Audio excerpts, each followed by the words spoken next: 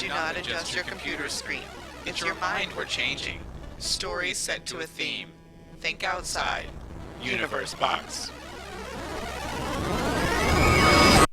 Wibbly wobbly, wibbly wobbly, wibbly wobbly, timey wimey, wibbly wobbly, wibbly wobbly, wibbly wobbly, timey wimey, wibbly wobbly, wibbly wobbly, wibbly wobbly, timey wimey, wibbly wobbly, wibbly wobbly, wibbly wobbly, timey wimey, wibbly wobbly, wibbly wobbly, wibbly wobbly, timey wimey, Geronimo, Geronimo, Geronimo, Geronimo, Geronimo, Geronimo, I wear a fez. Geronimo, Geronimo, Geronimo, Geronimo, I love a little shop. Always bring a banana to a party. You shouldn't have let me push all those buttons. That's weird, Geronimo. Doctor Who. From the heavens to your ears, this is Universe Box, and storytellers, there's something you better understand about us, because it's important, and one day your life may depend on it. We are definitely two madmen with a box. I'm Bill Meeks. And I'm Anne-Marie Simone, and I have the box. Yes, that is the box. I'm just going to hold it. It's almost a universe box. Universe Boxio. Very possible. But a big thanks to Dan Ryder for our great opening video with the... Timey-wimey, wibbly-wobbly. Timey-wimey, wibbly-wobbly-wobbly. No, but he's actually like a folk singer in New York City or something. Now, that was from a few years ago, back when wibbly-wobbly, timey-wimey was... all the rage, yeah. All the rage. All the rage, all the rage. Okay, but before we get into the main episode here, we just had a couple little things we wanted to mention to you guys. Oh, by the way, you guys, I mean the people listening to the podcast and the people in chat over at live.universebox.com, where we record this every Thursday night at 8:30 p.m. EST. And we love having you guys over there in the chat. Yes, please come join us. Definitely. But we just we're doing a episode here in November called Leftovers, where basically if you didn't get a submission in for like this week's episode or last week's episode, what we do last week, it was last week? Yeah, what was last week's episode? Fitness, Which yes. is funny since I hurt myself doing the fitness this week. Politics or anything, all the way back to episode 3, cookies or home, episode 1. If you have something you want to submit and you were like, man, I missed the deadline to submit. Harry Potter. Disney Renaissance. I'm just going to keep interrupting exactly. you. Exactly. But we're doing a leftovers episode. To get all that stuff in, you can email us universeboxshow@gmail.com or send us a voicemail, 424-274-2352. We'll give you all that information again. If you want to see what episodes we've done, just go to universebox.com and click on show right at the top, and you'll be able to see all of our episodes. And Anne-Marie, we have an episode coming up that we wanted to get some stuff for too, right? Oh, this one excites me greatly.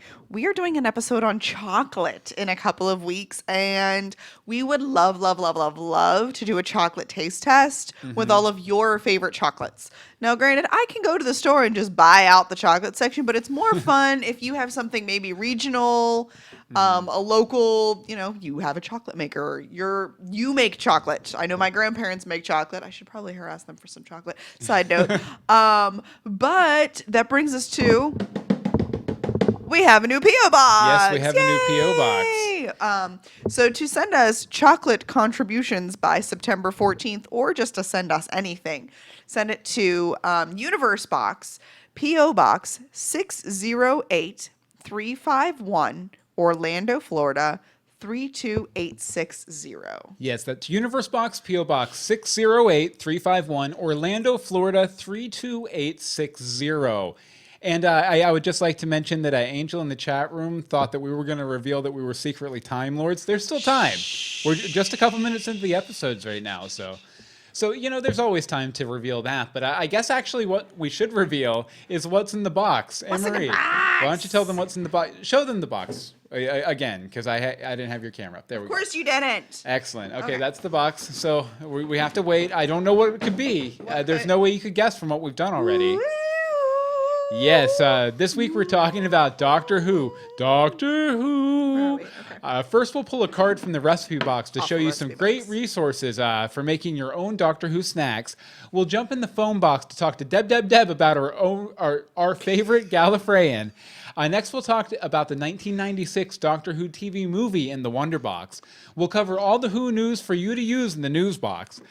Finally, we'll pull out some questions you submitted through the idea box. It's going to be a fun episode, I think. And It's gonna be crazy. yeah, Bobby's there in the chat room Howdy, now. Bobby. Yeah, so you know, things are progressing at pace, I think. So I guess we're gonna go ahead and get started with our first segment here. Anne Marie, take it away because I don't know. Oh, hey, anything this is about me. This. Okay, Yes, this is scrolling, you. overly scrolled. Okay, late last year, when I was still blogging regularly at Crunchy Crafty and Highly Caffeinated, I got involved with a couple of bloggers who call themselves the Time Lord Chefs. Well, I saw that come across and I had to be involved. And this is led by Katie at Recipe for Perfection. There were many challenges every month or two with different Doctor Who themes. Allons-y. I don't see.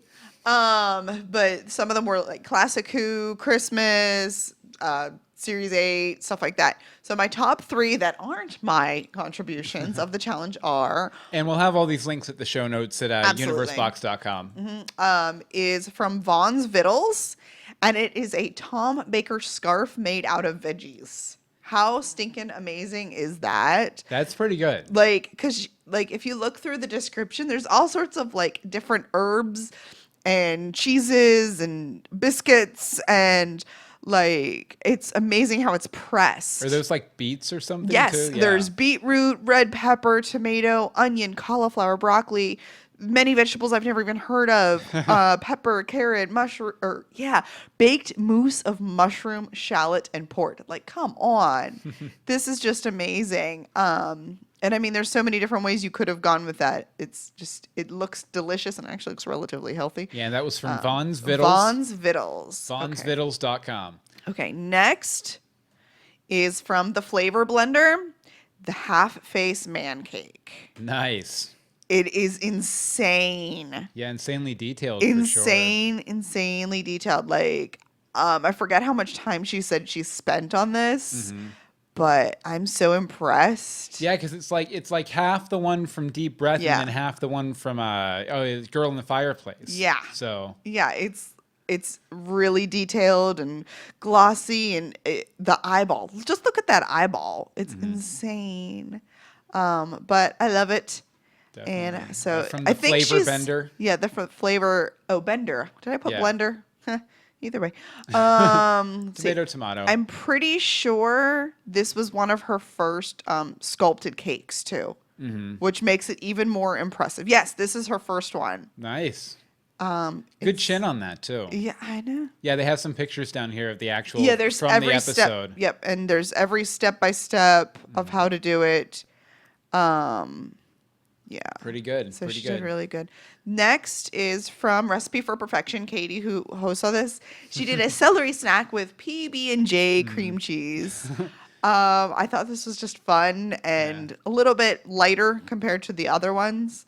Yeah, if you're not familiar with older doctors, there was an older doctor, the fifth Doctor, Peter Davidson, who wore a stalk of celery on his jacket. So that's where the celery comes from. Yes. But I thought it was pretty cool because obviously that was for our Classic Who challenge, and so that was really neat. And then one last self-serving one. Yes, one last self-serving one. My favorite, which we'll give an honorable mention.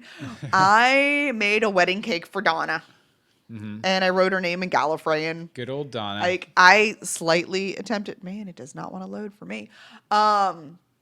But it took multiple tries. I'm pretty sure I show that in my original. Yeah, you have like failed versions. There was a failed and, version, then there was a good version. I made a sort of TARDIS. Oh yeah, the one with the circular cake and everything. That one turned out pretty nice. Yeah, that was the good one. It's just not even loading for me, so I can't even walk you through it.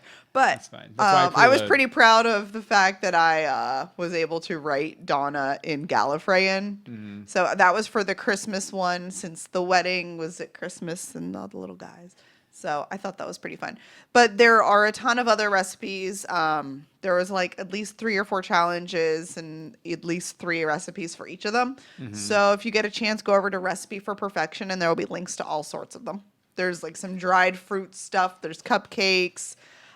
There's spiders from, what was it, Inside the Earth? Inside the Earth?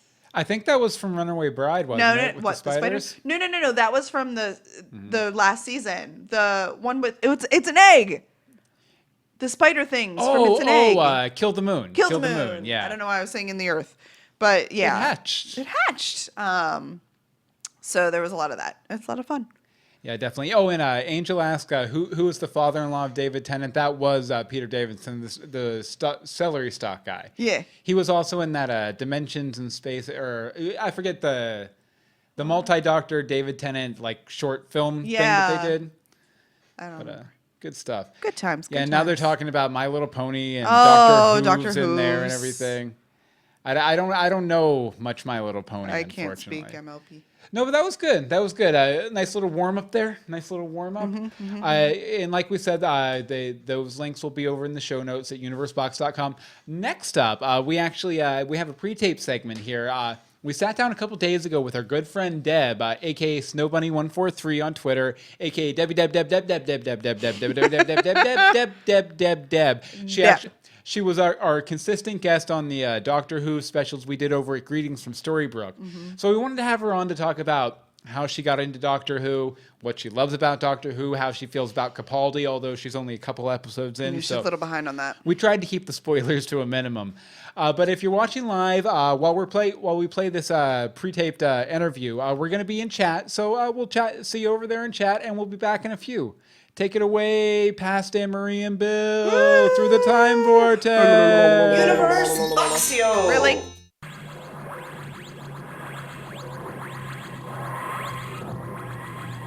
Thank you, future Bill and Anne-Marie. We're here. We're in the past, just like the Doctor would want, I guess. It's all timey-wimey over here. We're here with our wonderful guest who joined us for the first couple Greetings from Storybrooke Doctor Who specials. We did on Day of the Doctor, Time of the Doctor. Everything of the Doctor. Filet of the Doctor, whatever the other specials were. Salad of the Doctor. But Deb herself, Deborah Kinsel, how you doing? Doing good. Happy to be here. Excellent. Yeah, you're joining us from Germany, correct? Yes, that's correct. Excellent. Hot Germany. I was about to say welcome in German, but I completely forgot it. What was Welcome? Something It's like that? Velkommen. Yep, you're right. Just Excellent. do it with a V and everything Except sounds I pronounced right. it like Pokemon instead of Pokemon.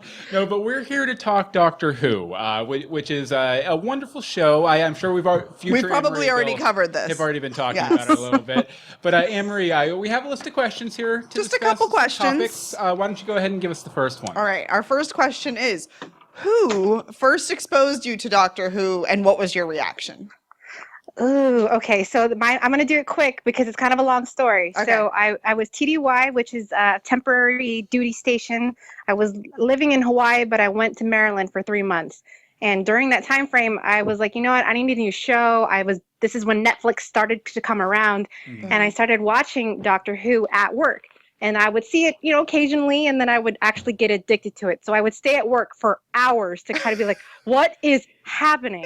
And then when it went on Netflix, I was like, awesome. So I started to watch Doctor Who, and I was working out every day. So I'd watch an episode, and I would work out for the entire episode.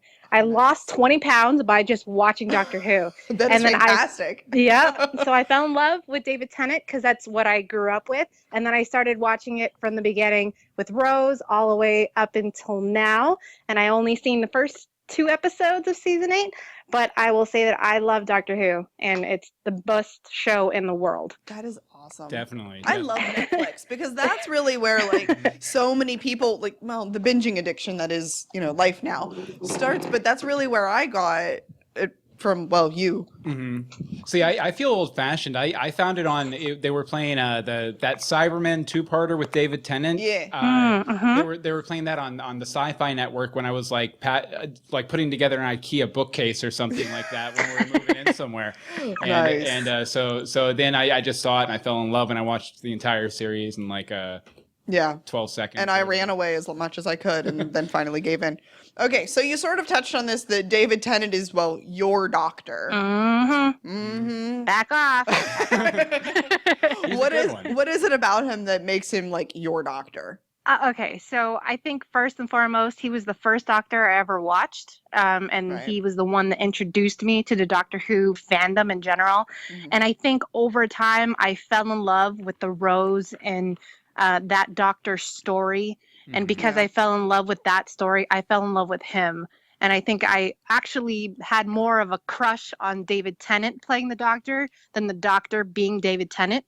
If that makes any sense It does. whatsoever. Yeah. And I think that's why I call him my doctor. So when Matt Smith came around, I was heartbroken because David Tennant was my man, but I gave him the chance, and I think I held off watching season 8 because I was actually kind of heartbroken, sadly, that Matt was leaving. Right. And now that I watched Peter Capaldi, okay, I think I'll let him slide.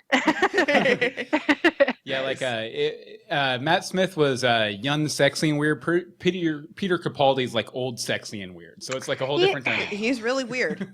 And the Scottish thing, I'm interested to know why that kind of came up, especially because, David Tennant kind of has that whole thing going on. I mean, Right. it's an interesting dynamic Yeah, for them changing. David Tennant kind of masked that, though. He Yeah. did He more of masked it a traditional, lot, right. British accent. I have a feeling that it's because Moffat's, a bit Scottish. Oh, that could Yes. do it. So he was like, I want the Doctor to be me. An old I want to be Scottish the guy. doctor.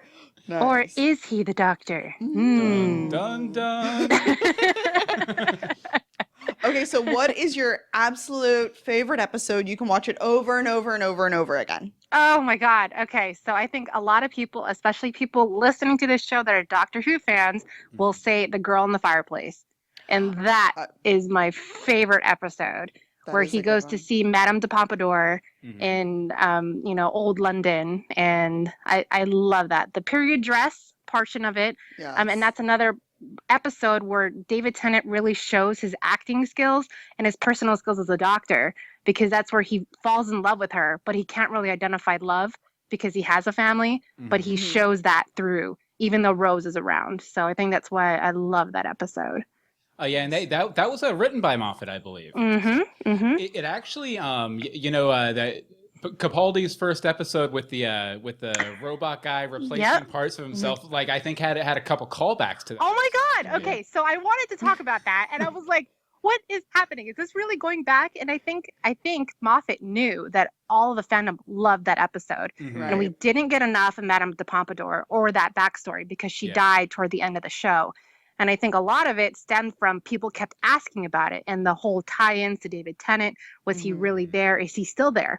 And I think that's where when he brought the little the clock guys, I was like, Mhm. oh my God. And he kept saying, this is familiar. I've seen this before. This happened before. And I was like, yes, it has.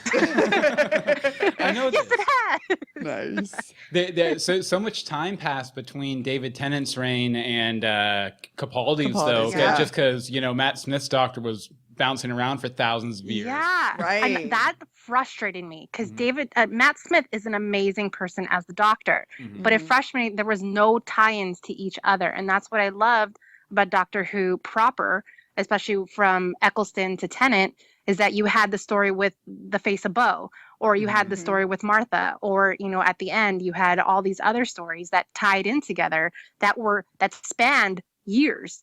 Right. And then Matt Smith kind of just jumped everywhere. I mean, especially with River Song, being the wife of the Doctor, that from the Tennant years. I think that was a little frustrating, especially when they were in the library and they never Yeah. really tied back in why. Mhm. And Right. even River Song is still kind of like, what the hell? Where are you? Yeah, she's still bouncing around out Yeah. there. Yeah, well, She's still. I think in our news box we'll have say, hey, There gonna was- be there was a telling little some new, something. River Song stories, I believe. Yes. So hopefully some of that will Okay. get addressed. I really Interesting. hope so, because she's probably one of my favorites. Oh, I do love her. She's amazing. Yes. Okay, so we talked about your favorite episode. What is your least favorite? Is there any that you just watched and went, why? Why did we go there? That wasn't necessary. That's. I haven't seen Doctor Who in a while. Mhm. But I will. Okay. I can pinpoint it exactly. So there was an episode. Well, David Tennant was a doctor. He ended up on a train when he was leaving Donna. For some reason, he was like, Oh, "I'm gonna yeah. go take a trip," and they had it was like they mirrored each other. Anytime he said something, someone else would repeat the same thing. Yes. And they swapped kind of personalities or bodies. I either was really creeped out by it or really didn't understand it, and that's why I don't really like that episode. I believe that was called Midnight. It was kind of like a bottle episode, like all taking place in one room. Like. Yeah. Yep. I wanted to be at the spa with Donna because she looked like she was having fun in that episode. I agree. Yeah. And at the end, like I kind of get the premise of the whole copying, but I felt like it just, I don't know, weirded me out, and there wasn't really a story per se. Yeah. And I think that's why it didn't fit into anything else. Like I like that one for the character dynamics that were taking place in it, and I'm always a fan of those kind of when they do a television show like a play where it's just all a bunch of characters in one room bouncing off of each other and everything. But yeah, I can definitely see that because it wasn't very much like any other Doctor Who episode, really. Yeah. It was just one of those one-off, like, okay, that happened. What's next? Yeah, I was never a big fan. Like, I prefer the ones that are part of the big story versus the closed-in, hey, we could really shove this anywhere type of stories. Yeah. Yep. And that was definitely one of those. I mean, like the Face of Bo storyline in general, when I found out, and sorry to spoil it for those who haven't seen it, that it was Jack Harkness, I literally screamed and like was running around like, this isn't this life. What? I need to go cry in a corner. I don't understand life anymore. It was just, and that's what I love about the show, is that it keeps you guessing. There's a lot of these random, like, there's a duck pond. Like, what the hell? What do you mean? What duck pond? There's a duck pond? Like, there's a lot of these questions that are not answered. And I think that's the premise of the show when they say, what's the question? You know? Yes. And there's always a question. And the answer is, I don't freaking know. Like, fucking Moffat. Yeah, I like that. Whatchamacallit, I like that sometimes it's kind of like comic books in a way where creators will just like throw these big questions or these big concepts out there and just leave them for the next guy, you know? Yes. Which is kind of fun if they don't have time to get to them. I love that they set stuff up years in advance, and sometimes in loops back around, you're like, that, but wait a minute. Yeah, Yeah. I like that. That's what draws me into that show. Because some shows can be one-dimensional, and at least this one, it spans years. It spans doctors. The humor from each one still is there, and that's what I appreciate. Yeah, that continuity is great, and it's also a great kind of wellspring for fans like us to speculate endlessly Over and over and over. Yeah, over and over and over and over. Nice. So, who's your favorite companion? Okay, everybody's so particular on their companions. Yeah.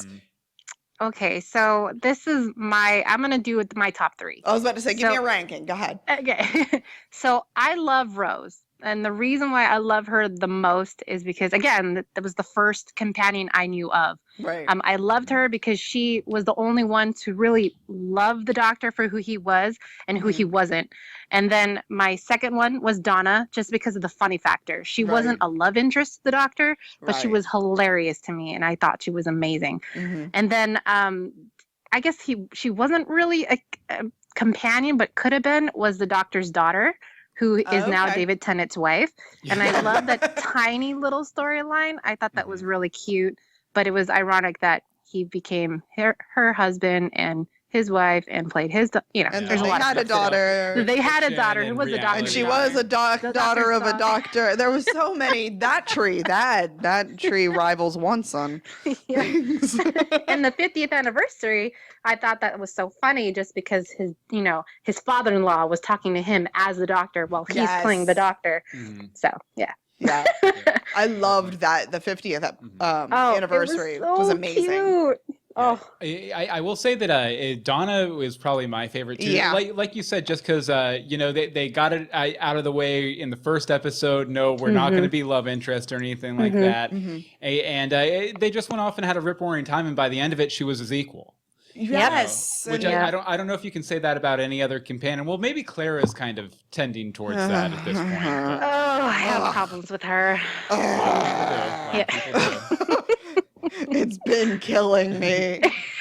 The impossible girl, the impossible to please fans. No. Yeah, there you go. Yes, basically. agreed. Well, we don't know where to classify her. We don't Yeah. really know who she is. She's a Dalek, but she's not a Dalek. She exists, but she doesn't exist. I mean, there's a She's lot of everything. confusion that normally we can follow the storyline quite well. You know, like, okay, we had Rose who did this and did that. We had Donna who was with the Doctor and then had to forget him. But we have her who doesn't really fit into any specific box. Right. And it's confusing because we don't know what she is. Yeah. Mm-hmm. You know, and I think that's what frustrates the fans because And- normally we can pinpoint it, but Mm-hmm. no, it's been like 3 years and I still don't know. And, I mean, you're still going through Series 8 and stuff too, but they seem to be chiseling away her reasons not to be like a professional companion full time until the day she dies or whatever. Yeah. So she's where other Oh, companions yeah. where other companions have had like all these various things pulling them back into their real life. Yeah. Yeah. Away from the Doctor. She's losing those reasons one at a time. Right. It's kind of, and you know what? Well, actually, I won't get into that because that'll be spoilers. For The you, one but, thing that well, I certain, loved. Oh no! I don't know. certain actions that she's taken. She could be a threat to the Doctor in the future. I think in a big Oh way. yeah, there are things. But no more spoilers. That's sorry. it. That's it for spoilers. I will Okay. apologize to our video watchers, by the way, because the sun just went down and it completely messed up our All of our lighting. all of our lighting. Yay! Yay! Daytime recording. It's fun. Okay, if you could go anywhere in time and space, Oh god. where would you go? Gallifrey. Hello. Okay, well that's fair. That's fair. Before, after, or during the Time War. Oh, I think before the Time War. before the time war. Because the apple grass and all that amazing stuff, there were different, I don't know, from the small bits and pieces I think of what Gallifrey could be, it sounds like an amazing place. And sadly, we haven't touched enough on that, except for the last episode that Matt Smith was on to a point, to an extent. And I think, you know, they're trying to kind of push Gallifrey in there again and where David Tennant was, but we only got the negatives of it, not the positives of it. So Right, it sounds like it could be an amazing place, but we just haven't seen that. right. Okay, here's another fun one for me. Okay. I need you to act like a Dalek. Oh my God. Okay, hold on. You will be exterminated. I'm sorry. I'm dumb. Exterminate. Exterminate. Exterminate. What was that episode with the pawns where the crazy Daleks? The crazy on the- Daleks. Oh, you mean like the eye Oh. Daleks? Yeah, they were like exterminate, and they were crazy and ballerina remember. dancers. The ballerina dancer Daleks. What was that one? Wait, So that might have been the last episode with Amy and Rory, Oh. and Wah, wah, wah. yeah, and then I think Amy, because they had to go to the crazy Dalek jail. Right. in another world. Right. oh yeah, Yep. when they were like getting a divorce or something, then they never really touched Yep. on that again. Yeah. Yep. Mm-hmm. Because apparently that's an alternate universe, right? I'm trying Oh, to it's been remember. so It's been a long. while since I've seen Yeah. that one. I'm sorry. I haven't seen the newest one except for the first 2 episodes. So anything that's happened past those 2 episodes, I don't know. But I'm like still holding on to the old ones. Yeah. So, have you ever really checked in on any of the classic Doctors or anything? Like, have you ever checked out any of those? Okay, so the farthest back that I think I could go, I think Netflix had a special before the 50th Doctor Who episode came out, and they started to actually put on all the old Doctors, and that starts from the beginning of when Doctor Who came out. And I literally tried to power through, and I just couldn't do it. I think it might have been a graphics issue, it might have been a comedy issue. Because a lot of the older ones, they have some humor that I literally don't get. You know, that might have been a 50-year gap between, you know, them and Eccleston. Because at least Eccleston started with the modern Who, if I want to call it the modern Who. And so that spoke to me more because I've been to England. I know what they're talking about. You're talking about Glasgow. You're talking about, you know, the middle of London. I get those places. But when, you know, the first Who, I tried to get through the first couple episodes, and I literally just couldn't do it. So what I do is I go on Pinterest and I just find the connections between new and old Who, and I'm like, okay, I get it. Joke's there. I get you.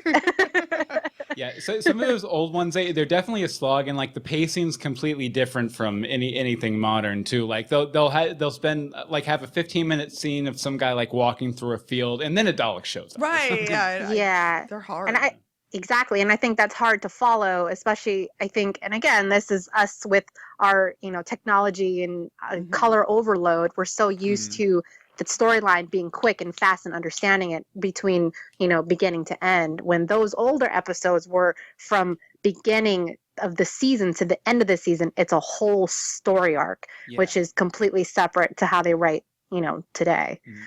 Yeah, I know when I first got exposed to some of the older Tom Baker episodes, like they were even packaged as movies because they were like 3 hours long for the story, Oh, wow. Yeah. And again, that for me, it's like 45 minutes I can do. 3 hours, that requires mental commitment. Yeah, exactly. Definitely. Okay, you have one more question. Last one. Thoughts on Capaldi. Okay. I know you've only watched a few episodes. Like, what episode are you up to? So I just finished the second episode, I think, and that was when they were in the was it the restaurant with the little metal guys? Okay. Hold on, I'm trying to think again because I can't remember. Like where they were. Well, I think that was part of Deep Breath still. Yeah. I think if I. What was the second episode? You have to remind me because I literally just watched it, and I'm drawing a blank. Season 8. It's the eyebrows. They distract you, isn't it? It's all in the eyebrows. Okay, let's see here. Looking it up. They went inside the Dalek. Oh, yes, inside the Dalek, yeah. Okay. Oh, yeah. So that's an interesting concept in itself. And I liked how they played out the storyline. But again, so I started watching the new Who 2 days ago. Okay. And I sadly, and this is where I kind of get a little weirded out, is I was so in love with David Tennant and I was devastated when he left. But when Matt Smith came, I was like, you know what? Fine, I'll give him a chance. Right. Like let me give him a second. Let me see how it is. And I loved him. He was a goofball, completely who I like. Like it wasn't really about the lovey-dovey portion. He was goofy and he was amazing and serious at the same time. And then when Matt Smith left, I literally don't think I was prepared. I think I was the tail end of my deployment. I wasn't ready to go in that type of mentality. And so when it ended and I heard that Peter Capaldi was going to join, mind you, he was in an episode previously, The Fires of Pompeii, NBD. So they're going to have to explain that somehow. Oh, I hear that's happening. This new series coming up. So. Awesome. I mean, they have to. They have to explain it because, well, they kind of touched on it in the first episode. Yeah, he said something. Where this face come from? Yeah, I've seen this face before. Yeah. That's what I picked up. But I think when I started watching the first episode, like any new Doctor, and I saw Matt Smith come back just to say goodbye to Clara, I cried. I was like, oh, that's the closure I needed, I think. And I like Peter Capaldi. I think I like the fact that he's kind of doing the Scottish thing.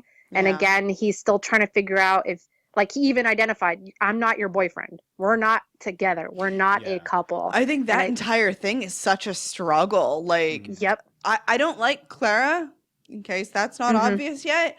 But I think she's making me have issues with Capaldi. Like, because he has to keep addressing that. Okay, so this it feels like I don't know. I completely agree. I think the problem that people have is that people were so in love with the pawns. They loved Amy so much that you tried to throw another pretty face in there. It just felt cheap. And because it felt cheap, people didn't latch on to Clara like they would any normal companion. Because we didn't get the closure we wanted. We got, okay, Rory and Amy are together, but that's it. There was no other, like, goodbye, I love you, see you later. It was nice for Amy to come back for that final episode, but we never had the full closure that we normally do. Like Donna lost her memory. Rose. I'm still having problems. I like that Rose has made other appearances, though. Like, that's one of my favorite things about that is that her character's gone but not forgotten, if you will. Like, if there's a big battle, she's showing up with a gun out of nowhere. And I'm okay with that. But other people can't. Yeah, a big Yeah. part of the Clara issue too is just like the first season of Clara. It was just like we didn't know if we could trust her or not because Agreed. Yeah. I still don't know if I can trust her. if she was coming after the Doctor for some reason, until she falls down through his time stream, and you're like, oh, okay, that makes sense then.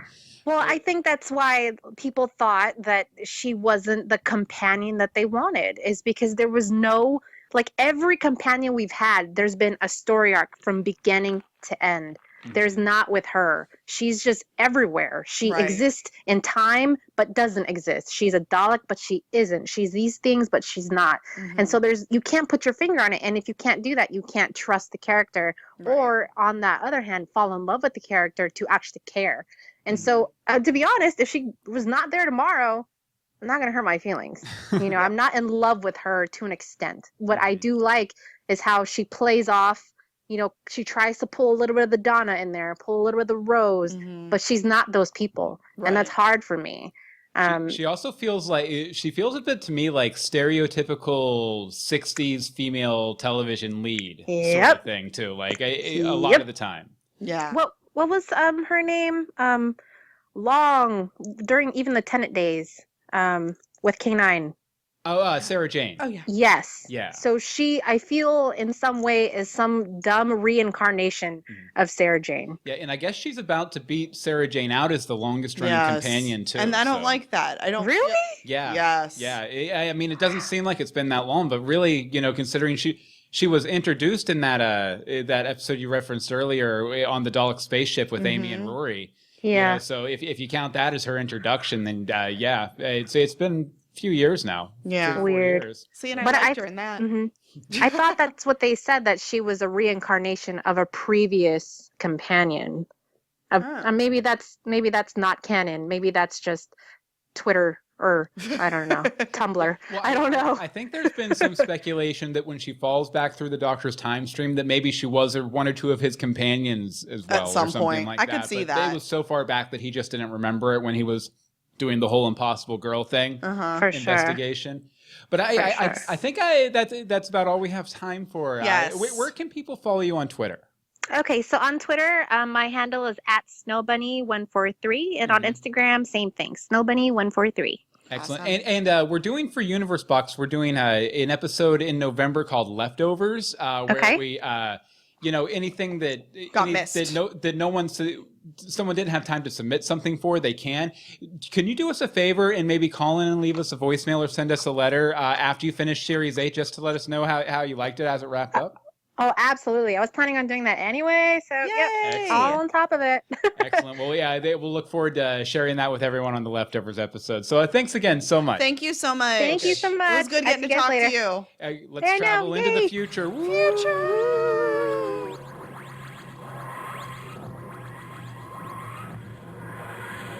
And we're back. Woohoo! Back in the habit. Thank you again, Deb. It was very good to talk Doctor Who with you again. We hadn't got to do that since I think the episode Matt Smith left on, maybe Talking Who with her? Yeah, talking Yeah, Who with it's her. been a while. Yeah, but always a ton of fun. We had a lot of fun in the chat room too. Mostly poking fun at Michael Lucero for not watching Doctor Who. Low-hanging jokes. But he did actually point out something that I figured we'd just share with you guys, and this will be in the show notes at Universe Box. I kind of wish I was Harriet Jones. But at universebox.com too. And it's basically the Signs as Doctor Who characters. It's basically, a little Tumblr post. They kind of associate you with a Doctor Who character based on your astrological sign. Like me, for example, I'm the 9th Doctor. I'm Madame Vostra. Madame Vostra. And I believe Hope in the chat room was Madame Vostra Yeah. too. Angel We're was birthday Amy. buddies. And now you know everybody's birth month Thing stuff. ish. I want somebody to be Strax. Somebody be Strax, please. I love Strax. I wish I was Strax. I love Strax. I wish I was a Pisces. Okay, but let's see here. Well, we're going to get into the Wonder Box in just one second. But first, we wanted to tell you a little bit about our Patreon. Anne-Marie, why don't you do the honors? Howdy. We currently are doing full... Let me try that in. Hi. We have a Patreon to help support our 3 weekly full video and audio podcasts. Oh, Bobby's River Song. Nice. Let's see. Over the past, about a year, we've been trying to expand our quality and quantity of our content. And the only way to keep branching out is, with a little assistance from you guys. A little help from our friends. Basically, we need money. What we're asking for is if you would be willing and able to give us a monthly donation starting as low as 10 cents. So really, that's in your couch. Over at patreon.com/universebox. We have all sorts of rewards and prizes, and we're working on some swag for any donation. Yeah, and we also have milestone goals. Yes, we have milestone goals, which we need to do that. Well, I was just going to say, we just reached our latest one, which was patron-exclusive movie commentaries. Woo-woo. Teenage Mutant Ninja Turtles, Goonies, and Yes. the first Harry Potter. Yes. We're going to have those out to you guys in the next week or so. Okay, good to know. So, yes. We're going to be starting them in the next week or so. There we go.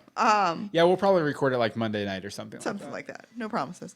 But if you can't commit to a monthly donation, you're able to make a one-time donation on YouTube. There's a support this channel button somewhere over my head typically. Yeah. So you'll still get whatever rewards and benefits from that. There's other milestones, starting a Lost podcast, starting all sorts of other things. And we're going to be adding more rewards here too, just an Yes. FYI, before our fan cast shows come back. I think we're talking about maybe even doing like some t-shirts or something. T-shirts. For like what kind of stuff would you guys want? Yeah, definitely. Let's Let us know. actually do that. Yeah. Because it's really hard to go on the internet and go, what kind of stuff can I get with my logo? Send. Because really, you can get anything. Yeah, universeboxshow@gmail.com. Yes. Or, yeah. But we really hope patreon.com/universebox. Yeah, we really hope you guys can help us out. And thank you to our 31 patrons who have already helped us out so much. So It's much. We ridiculous. really do appreciate it. We heart you guys. Yay, Heart hearts. you guys. Big puffy hearts. Yes. Oh, they're singing the wibbly wobbly timey wimey song again. Wibbly Wibbly wobbly wobbly, timey wimey. wibbly Wibbly wobbly timey wibbly, wimey. wibbly wobbly. Timely wobbly.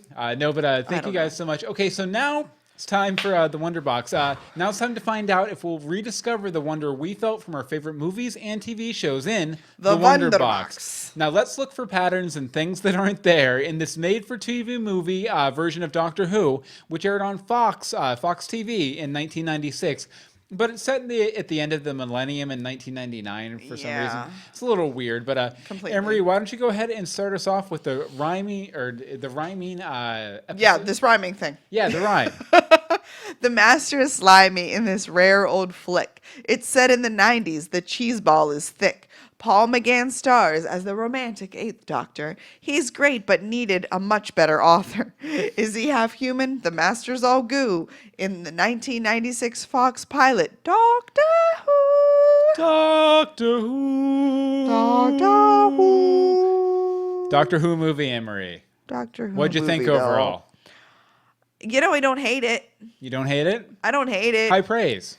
For me. High praise for the Wonder Box. It really is sometimes.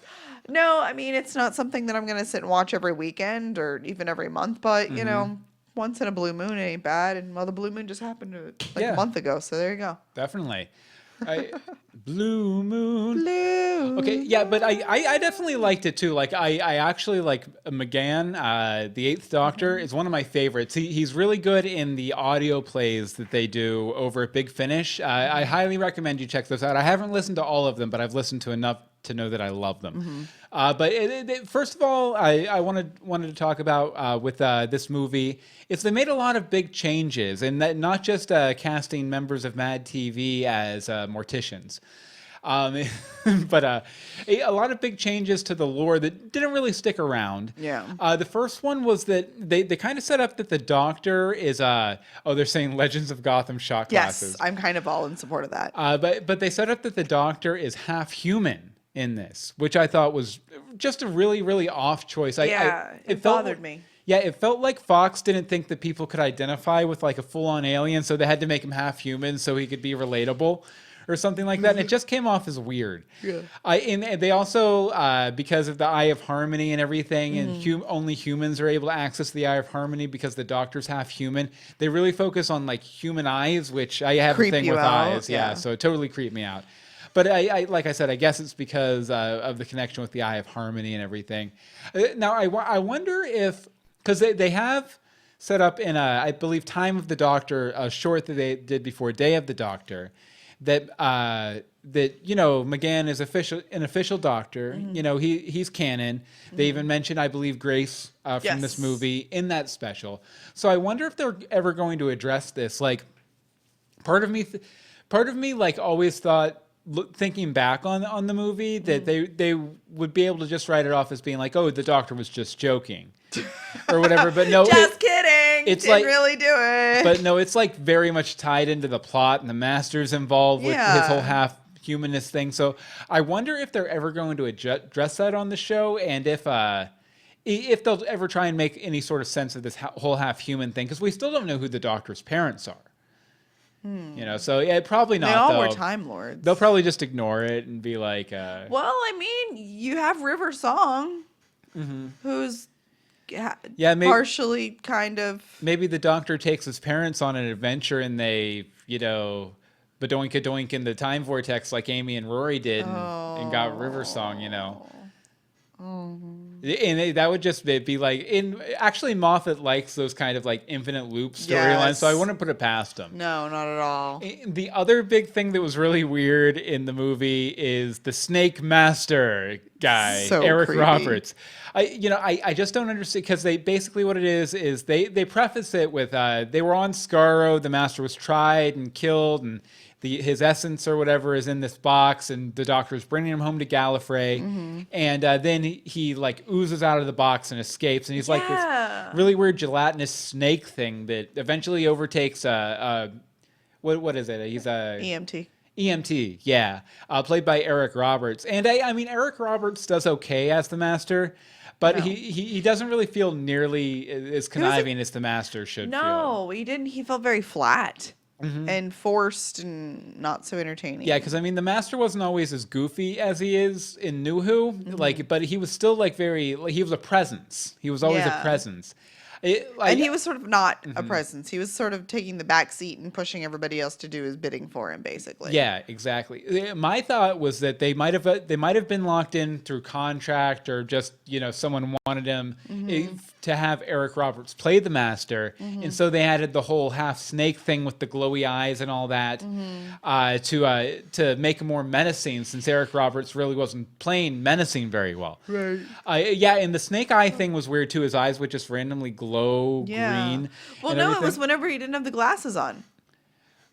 Oh, yeah, the sunglasses, yeah. The sunglasses are what kept you from seeing the green eyes. Yeah, I didn't know if it was a digital effect or contacts. Either way, it was bad. It seemed like a digital effects, but in either way, it didn't really work. Digital effects, it wasn't awesome. One thing I did think about though was that maybe that snake goo was kind of like the Time Lord essence stuff, like the Fob Watch.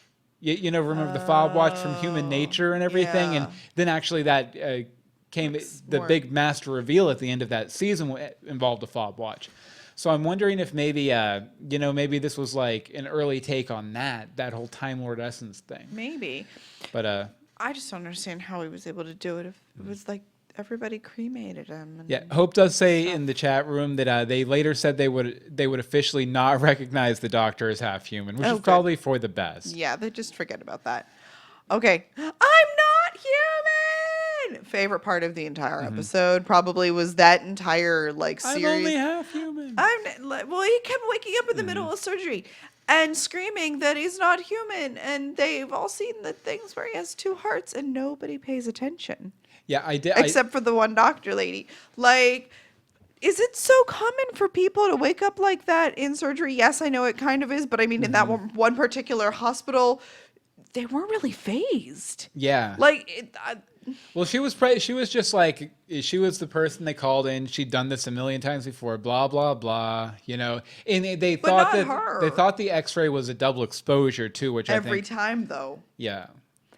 Well, until they said they took it multiple times, which is weird because they only had one copy that got burned. Yeah, plus she still had opera on the mind. She even made them play it in the surgery room there. But not her. She was the one affected by it. Everybody else was all whatever, just to shove the thing in his heart.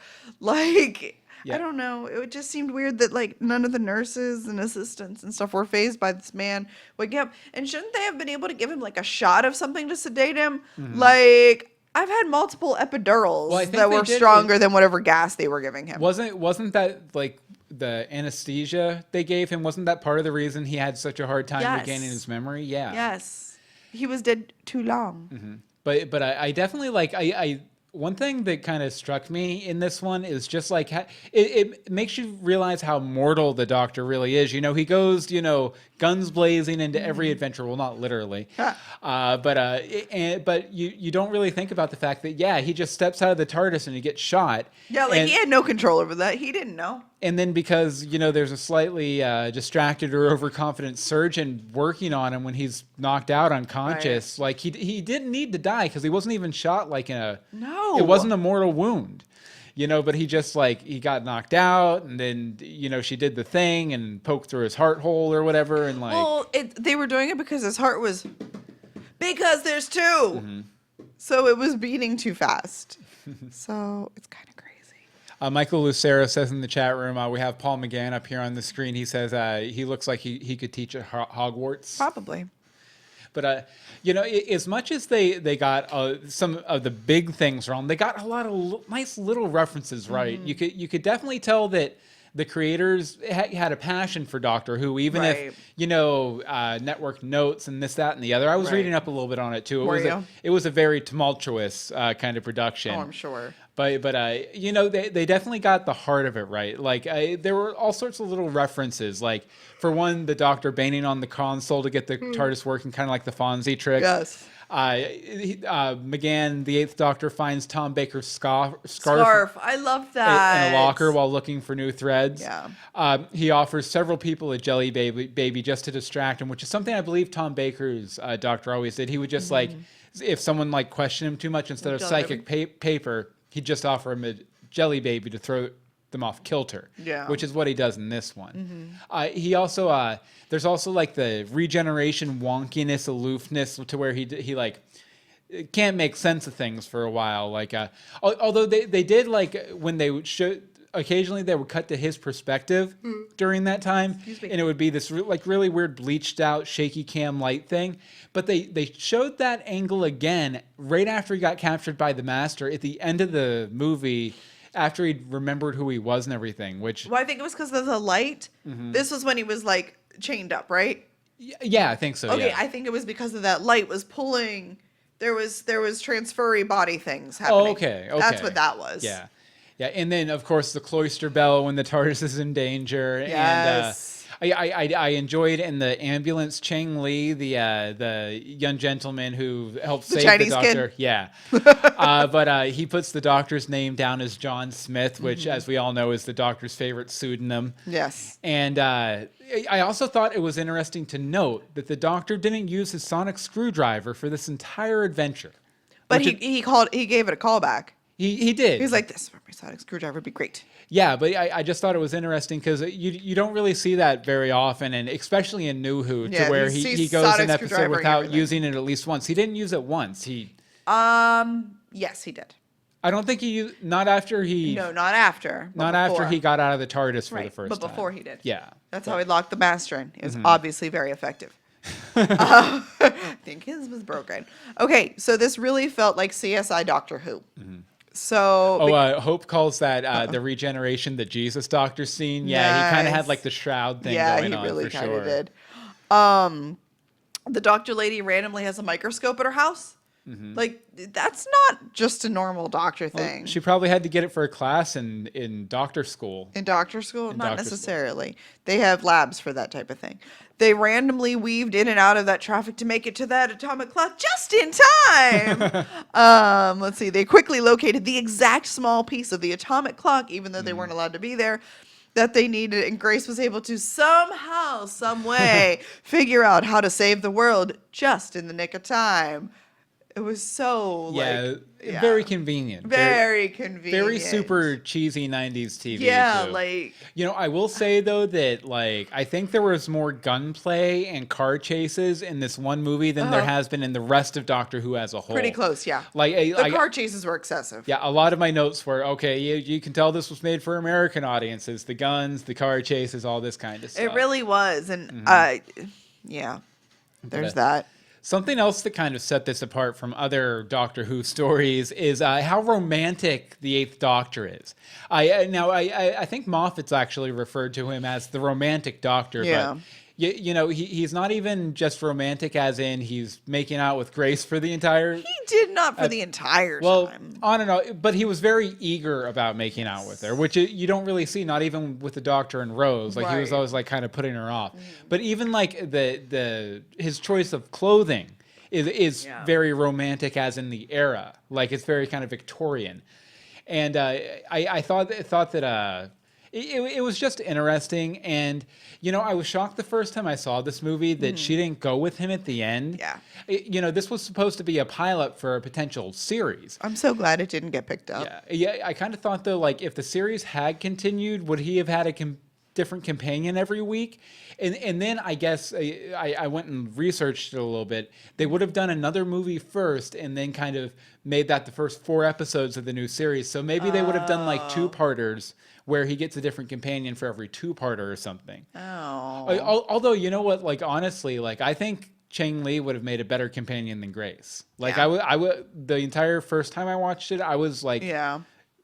leaning that he was going to end up being the companion, even though he was the Master's companion for a big chunk. But Interesting. yeah, you had some more Ugh. time era. Time era stuff. Okay, why was the Master dressed like the Matrix? He was seriously dressed, the all black, the long trench coat, the glasses. I was like, we're watching the Matrix. This is That's actually what's happening. pre-Matrix too. Exactly. That's why I realized as I was telling you that, I was like, wait, this was 96.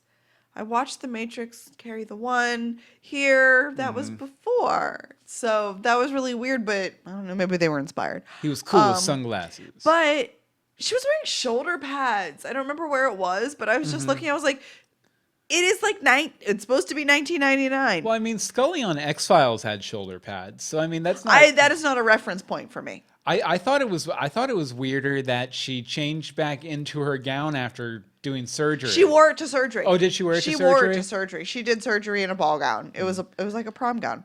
Though I love the slow-mo of her running through the hospital in a ball gown. I just wanted to mention, Hope does mention in the chat room, this was the Doctor's first on-screen kiss. Oh, so, precious. Also pagers, LOL. yes. I had a pager. That doesn't surprise me. I had a pager from like 2001 to 2004, like after they were out of in fashion. Nice. So one other thing that was very Doctor Who that I loved in this was that the Doctor tries to save the Master at the very end of the thing.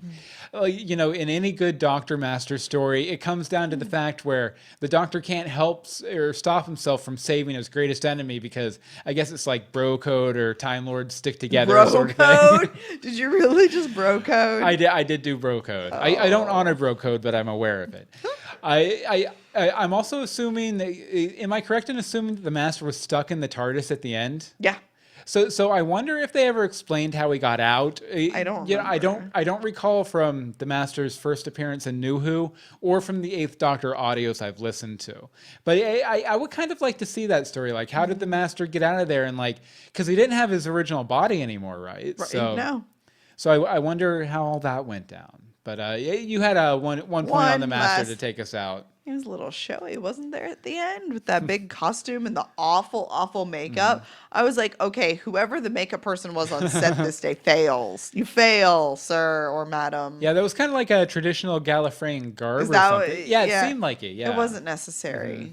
Also, it's kind of fun that the Doctor was just carrying that around with him. Yeah. There's that. I thought it was weird that he was so easily able to convince Chang Li that he was the guy who owned the TARDIS when... Well, he didn't know anything else. Yeah. What was he supposed to do? I guess. Poor Chang Li. He was just he and all his friends got gunned down too, so his options were kind of limited. Yeah. Okay, so I guess it's time to find out, does this movie pass the wonder test? Does it bring you the same wonder that you felt when you watched before, or, you know, we didn't watch this that long ago No, for the not first really. time, but what do you think? Yes. Yes. I like it. It's fun. It's always nice to have a little longer of a Doctor Who episode. However, I do prefer anything by the BBC versus Made for America TV. And as for me, I'm going to go ahead and say yes, too, because despite all the cheeseball moments and the few weird creative decisions, it's obvious the creators loved the Doctor and wanted to do right by him. Plus, it gave me one of my favorite Doctors, Paul McGann. I love Paul McGann. Angel says, as far as like the Doctor saving the Master, in New Who, it's probably because the Doctor doesn't want to be the only one. But I've seen some older, like the Five Doctors, a similar thing happens. Like, I think it's just that, I don't know, maybe the Doctor... Well, in New Who, they established that they were childhood friends and stuff like that. So they have, like, they're enemies, but it's kind of like Batman and Joker, where they have, like, a respect for one another and the knowledge that if one of them goes away, the other one will be lesser for it, sort of thing. So, no, but that was good. And I think that might be the first time we've ever had a consensus on a Wonder Box where we both I know, I it. really think it was. Hope says no, because we both hated Vacation. Sorry, continue. But Hope puts in here, it's a solid B grade movie, and the Master goes as if so 90s. Oh, that. Yeah, it's good up to the point where he remembers who he is. The second half isn't great because Grace goes from being incredibly intelligent to damsel in distress and boring. It has one of the best internal TARDISes ever. Grace was very uneven too. Like, she was like, okay, I believe you completely because you have two hearts. No, wait a second, you're a time traveler now. Yeah, you must be lying about the hearts or something. It was weird. it was a little odd. It was super duper weird. Super odd. Super weird. Okay, so we're going to go ahead and move on to the news box here. So pop in a couple quarters. We're spitting out the headlines to keep you up to date. We're relevant for once, I guess. Today we're going to talk about all the latest news from the set of Doctor Who Series 9 in the news box. Warning, mild spoilers ahead. Spoilers. News. Oh, yeah. Yeah, news. Okay, Hi, here, we've we'll only do it done again. that 6 million times. We'll do it again. News. There we go. That's go. more like it. Now I can do this. That's more like it. Now I can do this. And as usual, our first news story is a trailer. Definitely, as soon as it loads up here. Yeah, we're getting this right from BBC America's site here. Yeah, they just released a new trailer yesterday, so we'll go ahead and take a look. A little loud. I'll fix it here. Sorry I'm late. Yes. He hasn't got a plan yet. He never has a plan He will yet. have. And it'll be spectacular. Yeah, we see Maze Williams. There's a dragon. The people with the eye hands. the eye hands are creepy. The Zygons. And what's her name? The person who died. The person that limits it. The one who works for Unit, the fangirl. Yeah. She's in this one, so maybe she was a Zygon the whole time. Space Vikings looks like. I like that ding, ding, ding, ding effect that they gave it. Yeah, and it looks very much like a darker. Yeah. And Doctor with the guitar, the punk rock Doctor. Yeah. Old school, like old series Daleks. Nice. In here, so. I like that. I'm having trouble remembering. Did he always wear the hoodie with the jacket, or was that because I feel like he wore like a suit? I think he's worn that once or twice. A couple times, yeah. Okay, because I like it. It looked better. It looked better today or yesterday. Oh, your cam's frozen, unfortunately, sadly. My Emery camera. It's been real. Well, hold on one second. Sorry, audio listeners, for that. I know you guys don't care too much about the cameras. No, not at all. Okay, but let's see here. Let's talk a little bit about, what is it, Maze Williams? Yes, Maisie Williams. Yeah, in the first trailer they released, it almost implied that she might be Susan or something, or someone that the Doctor knew. Yeah, they've confirmed that she's not. But that she's not a throwaway character. She is very important, but she's not somebody from the past. Yeah, she's going to be in multiple episodes, and it appears that she's in one that's set, in medieval times or something, and then she's set in one in modern day, and that's when the Doctor's like, how did you get here? Yeah. All this stuff. So I'm thinking somehow they meet her in one adventure, and then she shows up in modern day, kind of like Clara did almost. Right. With the Impossible Girl thing. Like, should be interesting. Some people have even theorized that she might be like a younger version of Clara or an alternate version of Clara, or something having to do with Clara's trip through the time stream. Through the time stream. What do you think about that? I'm interested to see it. I don't really know her because I don't watch Game of Thrones, but I've seen good things. Like, people are really, really excited for her. So that's kind of fun, and I'm interested to see because she's young too. She's only like 17, 16 or 17. So that's going to be fun. Yeah, I don't know. I'm interested to see. It's a brand new character. So that's really but new doesn't mean unimportant. Moffat said that it was important to make Williams' part a significant role that will develop in unexpected ways. Oh yeah, and it's going to be interesting to see. Like, it definitely seems important though, and you know, she's on Game of Thrones right now, so that she probably cost a pretty penny too. Well, and she's like very important on Game of Thrones, I guess. Now here, yeah, I don't know. By the way, the links for all of these will be at universebox.com. Blogger Who, which is one of my favorite Doctor Who news sites, has a summary of Series 9 here. We'll just go through a couple things here. It's going to be 12 episodes. Murray Gold's back as composer, thankfully. There's going to be an episode that features a song, which I'm guessing it has to do with the Doctor's guitar thing. Like he was in a punk rock band with Craig Ferguson, so I'm hoping that yes. So I'm hoping it has something to do with that. Oh God, I hope so. There's going to be a lot of two-parters, but not all of them are going to be. Capaldi says that in the first two-parter, The Magician's Apprentice, The Witch's Familiar, the Doctor's going to make a cataclysmic mistake. Oh no, Doctor. Yeah, and there's going to be a new alien. A new alien. There actually, I guess there's a pic here of the new alien. It's a speculative. There was somebody else. There was another show filming nearby, and they were friends with like Jenna. So okay, so it might have been. It's not necessarily. Yeah, and of course, Missy, the mistress, the master, the female master is going to be back. She'll be back. There's a lot of stuff here. You pulled out. The Zygon story is going to be a two-parter with the whole unit crew. Maybe we'll finally see why Clara went to unit. You remember those surveillance pictures and everything? Where she had to be reminded and then forgotten and then reminded type thing. Yeah. The main character, the guest companion from Flatline, the season 8 episode where like the two-dimensional beings invaded our reality. He's going to be back for an episode. Oh, that'll be fun. So playing the same character. Yeah. And then the episode 11 and episode 12 are classified. Yep. But the BBC did release a picture this week of the script for episode 12 and the title. Just the script cover. Not the script. The title I believe was X, which could be just 10? They don't want to have it on there, or it could be 10 because David Tennant and Russell T Davies have been spotted on set. Where is that article? Because I couldn't find that. I forget where I saw it. I honestly forget where I saw it, but. Yeah, that could be very interesting, you know, considering that, and I guess we'll go ahead and talk about this now, that they have confirmed that, Capaldi confirmed in an interview at Comic-Con that they are going to be addressing the Two Faces thing, or the Fires of Pompeii thing, why he has that face. Do you think they'll address Amy? If they're going to address him, they should address Amy. Well, see, she was in makeup and everything, so I almost think that they might leave well enough alone with her. They might. Because then that would put Matt Smith there in Pompeii, too. Yes, it would. Which would kind of be cool to get like a 3-doctor thing. See? They did so well together. Mm-hmm. Yeah, and they're also they also promised they're going to explain something else having to do with Capaldi's face, right? Mm-hmm. What's that? They're going to be doing the part where he shows up in Day of the Doctor. Day of the Doctor, where you see his eyebrows. His eyebrows. 13!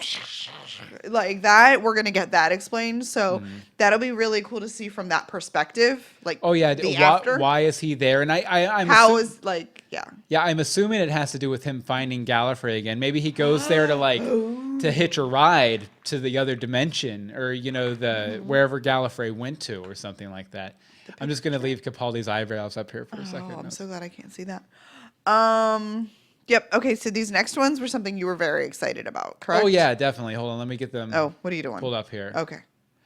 Yeah, but we talked about Big Finish a little bit earlier, and Big Finish, if you don't know, they're a company that does a lot of Doctor Who audio dramas. They're like radio plays. They're not audiobooks. They're more like 40s and 50s radio. And they announced for the first time they're going to be doing them with characters from New Who, which they've been verboten from using until now. And Kate Lethbridge Stewart is getting a series of audio novels. The first one's called Extinction, and it's from the worlds of Doctor Who unit Extinction, but starring Kate Lethbridge Stewart, which we've seen since Jenna Coleman came on, I believe.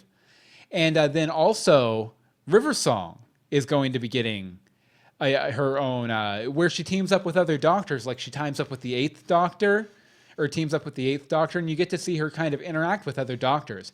And Winston Churchill is getting his own audio drama too. Yay! And yeah, these are all going to be voiced by the actors from the show. Nice. So yeah, we're going to get some new Who Big Finish audio dramas, which I'm very excited There's about. some chatter in the chat room. Oh, what's that? Let's see. Clara is the magician's apprentice, parenthesis, whose companion.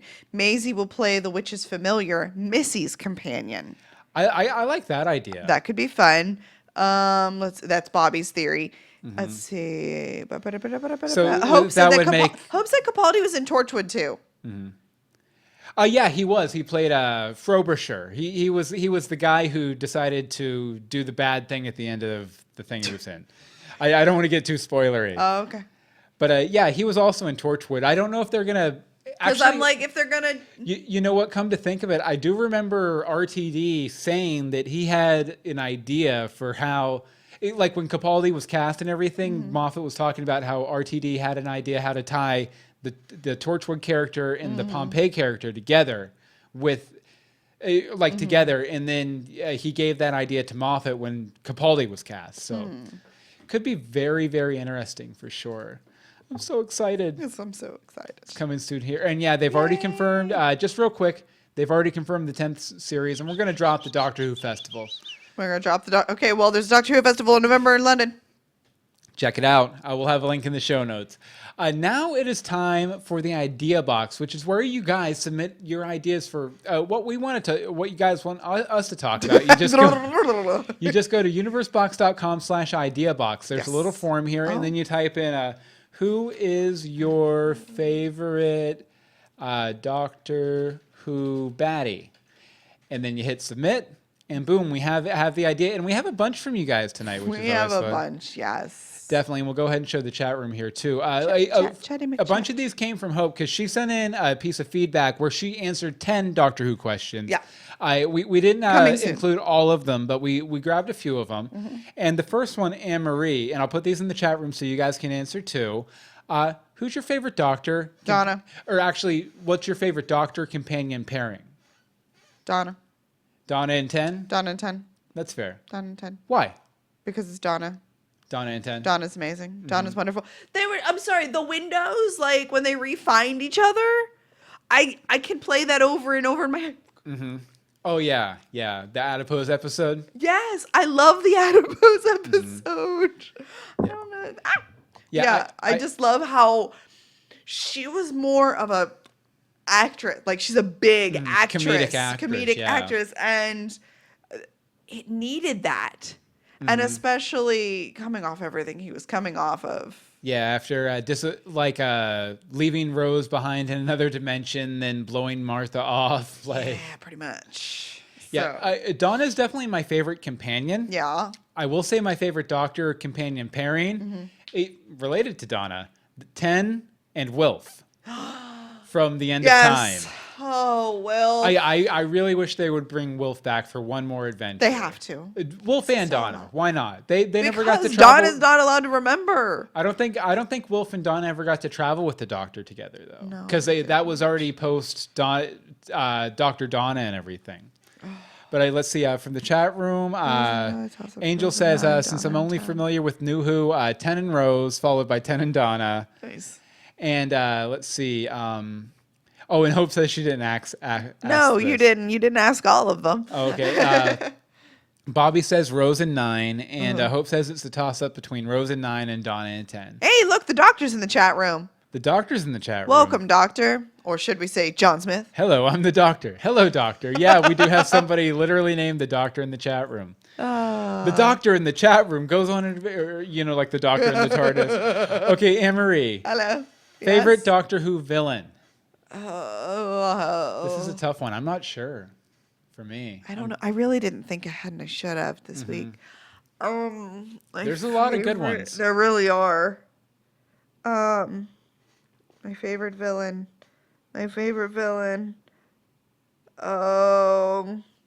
The angels. The Angels? The angels. Yeah. They A creep me pat out. answer, but they, like, Yeah, it feels like they've a been sellout, but they've been watered down through their subsequent appearances, particularly Angels Take Manhattan. I didn't like too much. I didn't need angel. Let's just block that one out. That Yeah. one's not really in my head. Uh-huh. But there's so many others, like with Amy and the having to keep her eyes closed and things, and angels, and the ones on the ceiling in the cave. Yeah, That they Time were- of the Angels. Yes, Yeah. they were everywhere. And then it was like, was it like a Ring video? Remember we talked about like there was like that video of the angel, which Oh, is yeah. how she got the angel-y thing. Yeah. Like, perfect. I Hope says the Weeping Angels too. Again, complaining about overuse. I'm gonna have to say the Dream Lord from Amy's Choice. Oh, see, that was good too. Just because that villain was a part of the Doctor, but silence. it was a complete enemy of the Doctor at the same time. Like the silence, the build up to the silence was great. The reveal, silence themselves were not so. yeah, the reveal wasn't quite as good for me. But let's see here. Yeah, and the doctor in the chat room says, "Want to see my TARDIS? It's smaller on the outside." The Doctor also likes the Daleks. Is the Doctor's favorite. Exterminate. Okay, so Exterminate. Anne Marie. Yes. What character do you want to see more of?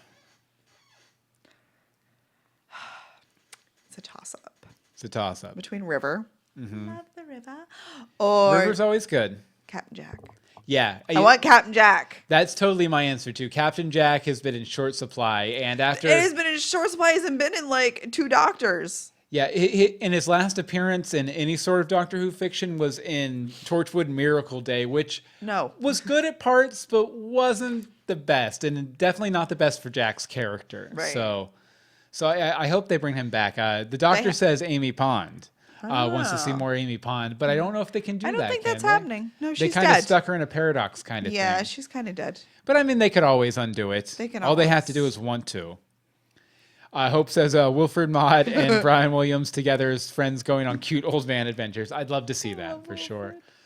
Okay, if you could choose one actor to be the Doctor, who would it be? Dun, dun, dun, dun, dun, dun. Doctor Who. Clooney. Clooney?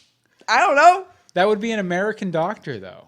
It could be fun. He's a good actor, though. He is a good actor. He could do it. He can do the goofy. He can do the serious. He can do the sappy. He can do the romantic. I think some people would consider that? it Yes. sacrilegious. Yeah, I'm sure they would. But okay, fine. What do you want? Daniel Radcliffe? No. No. Actually, you know who I could see as the Doctor? And this is a guy who's had a role on the show before, too. Simon Pegg, I think, would make an excellent Doctor. Like, I think he's a little busy being a Hollywood star Everything, right now. yeah, he's a little writing busy. the next Star Trek movie right now. But I would love to see him maybe in another 10 years once his star is a little less shiny. But it could get shinier. You never know. It's Yeah, Hollywood. but I would love to see him step in the role of the Doctor. Good. Like that, and I mean, we've already got, we even got his good partner in crime, Nick Frost, playing Santa in the Christmas special and everything. Yes. But yeah, I would love to see him play the Doctor at some point. That could be fun. Two Idris Elba's in the chat room. I've never seen Luther. I've never seen. I was like, I don't even know what that means. I've never seen Pacific Rim. Rim. I know. Robert Carlyle would be entertaining. Yeah, Robert Carlyle would be good. Rupert Grint. Harry Hope Potter. says- yes. Yeah, I know. I don't know. You were like Rupert Grint. I don't. Okay, in our last idea box question here, and I don't think I'm going to paste this in the chat room because it's long and complicated. But if Okay. you answer, we'll ahead. give it in. Okay, and I think this was from Bobby actually because he DM'd me about it right before we started. There's been speculation that 007 Bond is a Time Lord because he changes his face all the time. Yeah. This explains how he is able to regenerate into different actors through the years. Mm-hmm. Another candidate, in my opinion, could be Mary Poppins. Very true. Her bag is basically a TARDIS-like thing. It's bigger on the inside. Yep. What other characters do you feel could be a Time Lord as well? I have my answer, Emery. You think of yours. I think I've always liked, and I think I've heard this theory out there somewhere before. If not, I invented it and I copyright it right now. But that Doc Brown is a Time Lord who lost his fob watch. You know how they have the fob watches that hold the Time Lord's essences, and you think you think you're a human until you open the fob watch. I think that Doc Brown could be a Time Lord, and like his whole thing, like creating the flux capacitor and everything in Back to the Future is like him trying to like rebuild a TARDIS from scratch, more or less. And you know, because the Doc Brown is very much like, he's almost like the Doctor. You know, he's very just like aloof and idiosyncratic and crazy pants at times and everything. Right. So I think that could work. What about you? You have any ideas? Man, I feel dumb today. What? Oh, what's happening? Go ahead. Okay. I was going to say, whatchamacallit? Snoopy. Snoopy? I don't know. Snoopy, and he has Woodstock's his companion, and he has a little house, and he's always helping Charlie Brown get out of crazy situations or into crazy situations. I don't know, man. I don't know. I don't know about your theories. I don't like my theories. And actually, we'll end up with the Doctor's question in here. What's your favorite incarnation of me? Anne-Marie, who's your favorite Doctor? Oh, man. Gotta pick a favorite. Tennant. Tennant. Yeah. It's the 3D glasses and the sand shoes, right? Yeah, totally. No. What is your favorite?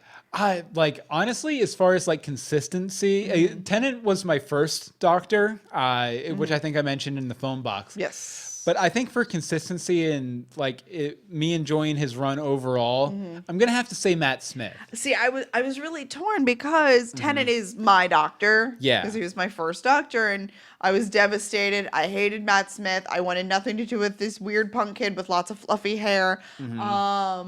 And then about an episode and a half in, I was like, I'm good.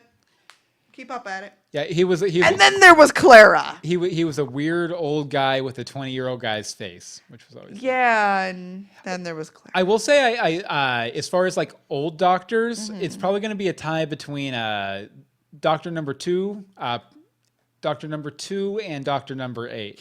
I loved both of them a lot. Doctor Number 2, what's the when he goes to Imagination Land is one of my favorite Doctor Who episodes. Go to ever. Imagination Land. It's basically a land where all these fictional characters live, more or less. And Is that like Disney World? a little bit? Okay. It's a little trippy though, but yeah. And you don't know the old Doctors enough to really weigh in on that, I know right? nothing. I know nothing. All I know is there was like 3 of them running around on a set on a show, and well, now we have Jesus Doctor who rose from the dead and stuff. Well, before we get to our quite substantial listener Feedback feedback section? in the mailbox, why don't we find out what's in the box for next week, Anne-Marie? Hold on, I dropped the box. Don't drop the box. Don't drop the box. Baby. What's in the box? What's in the universe box? A TARDIS is a universe box. I am really getting in trouble with this mic tonight. What could it be? What could it be? What could it be? Now? Robots tonight. Yes, robots. Next week on Universe. Next week, Universe Box is getting automated. Bleep bloop your Turing test, Chip, as we talk robots on next week's Universe Box. Who's your favorite fictional robot? How soon until a robot takes your job? Ever see a robot malfunction horrifically? Tell us how robots might take over the world and kill us all. We're talking robots next week on Universe Box. Warning, does not compute, shutting down. Coming back up. Okay, one thing I was thinking about while reading this, it's so weird that like even 10 years ago, a robots episode would have been completely about fictional robots, but now it's like... It's totally not. Yeah. It's all about real ones. Yeah, and just a note for the Wonder Box next week, we're watching the classic Disney Channel made-for-TV movie based on the book series, which is really good actually, Not Quite Human.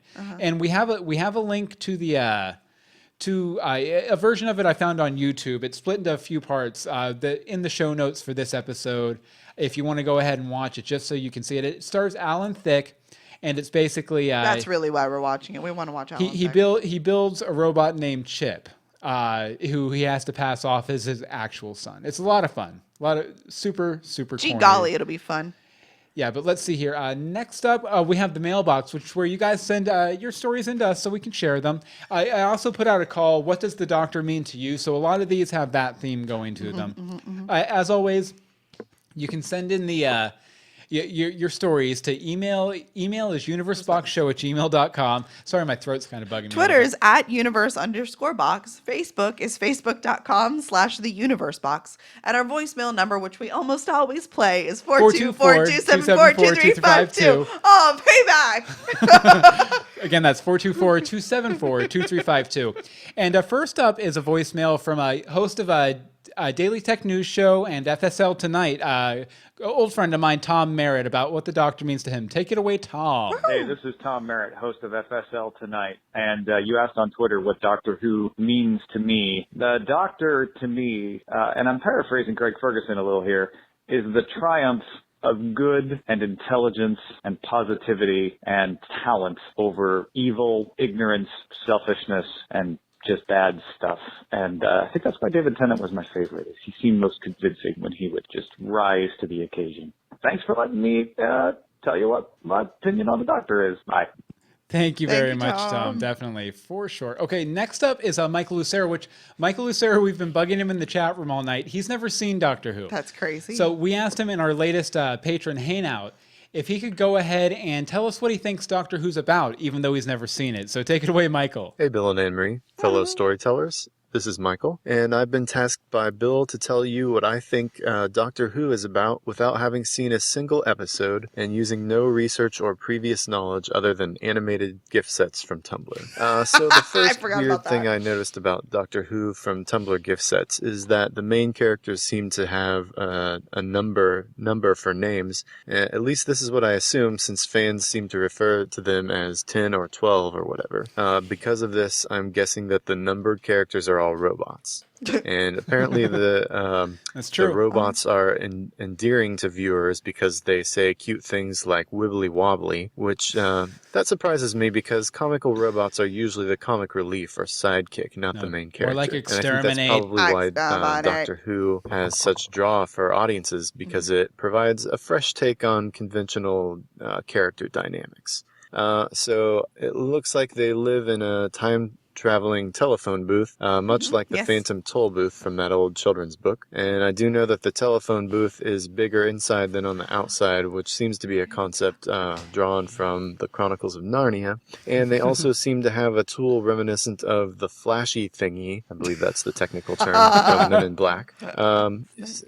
So each numbered robot has a human companion that travels with them on their time-traveling journeys, which seems a little suspicious to me, since I wouldn't trust a robot, much less a time-traveling one. It seems like a recipe for disaster. I also suspect that the numbered characters kidnap the humans until they follow them out of some sort of temporal Stockholm syndrome. One of them kind of looks like Miss Frizzle from the Magic School Bus, especially when she wears that another person who could be a Time Lord. Yes! What else? There are other robots that the main numbered dudes fight, and sometimes aliens, and apparently lesbian lizards. I don't know. What I want to know is why the numbered characters are all guys. Aren't there any female time-traveling numbered robots? This seems highly unlikely as well, and I can only conclude that the people who invented them are misogynists. One line that I found interesting involved a short-haired time-traveling robot arguing with a blonde girl, and the blonde girl says, "The world doesn't end because the doctor dances." So based on that line and that line alone, I'm concluding that the main plot of Doctor Who is the quest that these numbered robots have to find this doctor, who is none other than Doctor Who himself. So whether or not this Doctor Who has anything to do with the first baseman in Abbott's baseball team is unclear, although given time travel, it's entirely possible.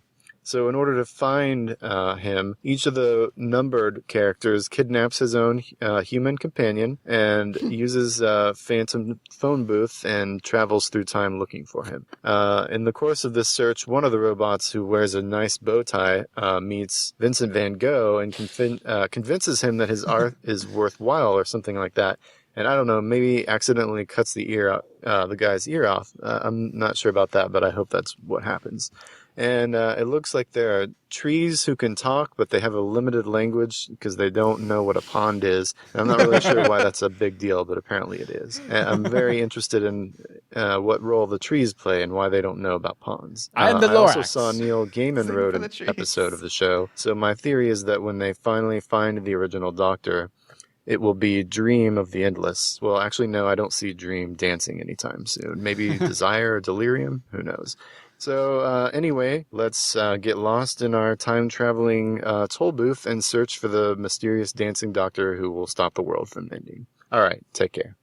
Thank you very Thank you, much, Michael. Very interesting theories. I About like it. 30% right. Yep. I think. Got a little bit. A lot wrong, A though. lot wrong. A lot Exterminate. wrong. Exterminate. Exterminate Let's Michael listen to Nicole. Lucero. Listen to Nicole. Listen to Nicole. Nicole. Hi, Bill and Emery Hello. and all the storytellers.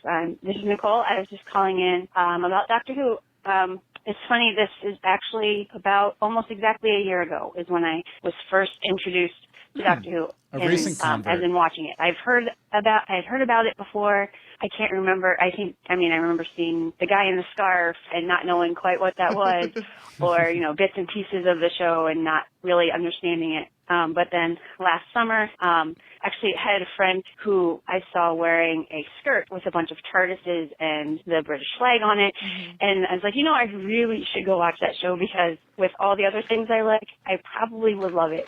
So I sat down, last summer with my whole family, well, my two oldest, and my husband, and we sat down and we watched Rose, and I loved it.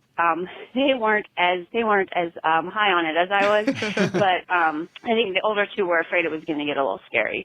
So I watched that one, and we watched the first two together. And then I kind of just took off on my own. They weren't all that into it, so I just kind of took off and I sped through everything that was on Netflix. Unfortunately, I ended after Capaldi had started. So I watched through Matt Smith, and then kind of didn't have anything more to watch. So I actually went back and started watching some of the classic series, and I really enjoyed that too. I know people say don't watch the old series like you do the new. Don't binge it because it wasn't meant to be watched that way. And I can see that because I did kind of get burnt out at the beginning of this summer with at the end of Pertwee's era. I kind of got burnt out and haven't watched any more since. But I still loved it all. It's hard to do anything in the summer for me, which is why I may or may not be there tomorrow night. But as far as who is my doctor, I don't know. I think because I watched it all so fast, it's hard for me to pick one doctor that is my doctor. I have a tendency to say Eccleston, but then but I really like Tennant, then I really like Matt Smith. So it's hard for me to pick one. I've loved each doctor that I've seen. Speaking of seeing doctors, real quick, we have two multiples. competing doctors in our chat room. So we have a couple incarnations here with us. Sorry, Nicole. Things I don't like about them, but each one has stuff that I just really love. I'm not really super choosy. I do think Donna is also my favorite companion thus far. I love Donna. But all of them. I mean, I don't think there's one that I've actually hated, but yeah, she's wonderful. And as far as favorite episode, I don't know that I could pick. Nice, Napoleon. Sorry, I got a little rambly. I really should write down what I want to say. But I just wanted to finish with one of my favorite episodes. Like I said, I'm not picky, so I really do like most of them. But the Christmas Carol one, the Matt Smith one, Christmas special, it's just one of my favorites. I love it. I love the music in it. I just love everything about it.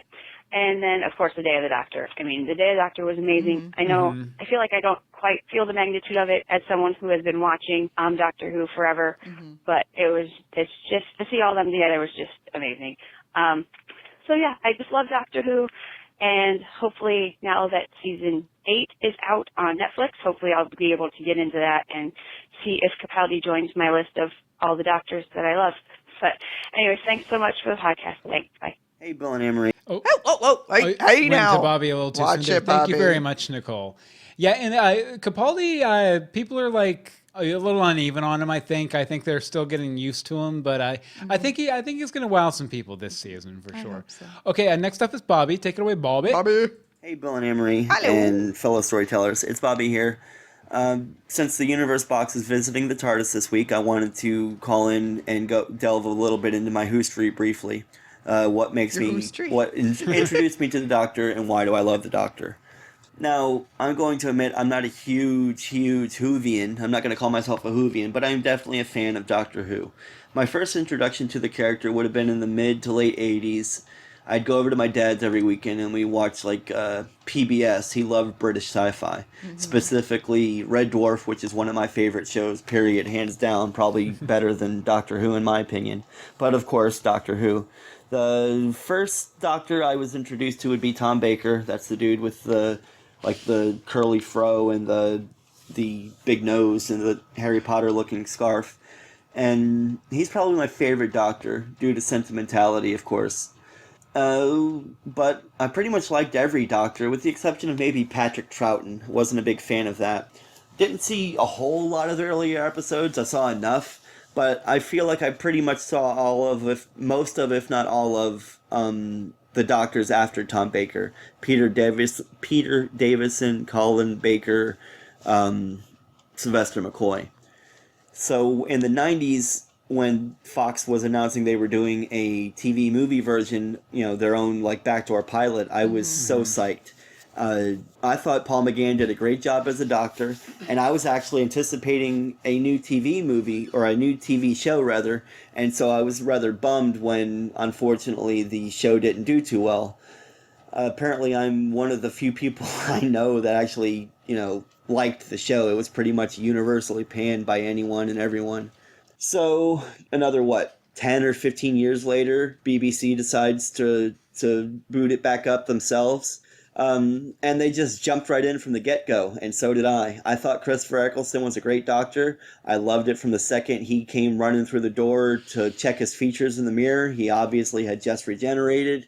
I thought it was a great introduction for people who maybe were not familiar with Doctor Who and whatnot. And so what keeps me coming back to Doctor Who? Doctor Who. I mean, I love how the show can be like anything and everything. It started out as, just like a kid's show that was using the element of time travel to be able to travel to different times and teach kids stuff. But very quickly it grew into so much more than that. And Happy Accident after Happy Accident has just made this show everlasting. I mean, when William Hartnell wasn't doing well, they were like, oh, the show's doing so great, we want the show to continue, but I don't think Hartnell can keep doing this. So, I mean, do we bring in a different Time Lord? What do we do?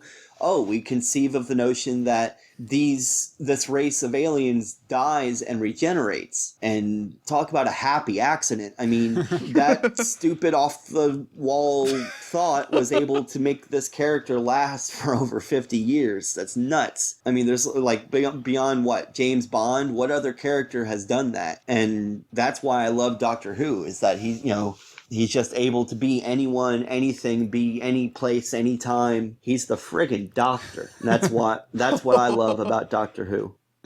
Thank you very much, Bobby. Great contribution as always. Okay, now we have a video here from Hope where she answers 10 hot button Doctor Who questions. Take it away, Hope. Hey,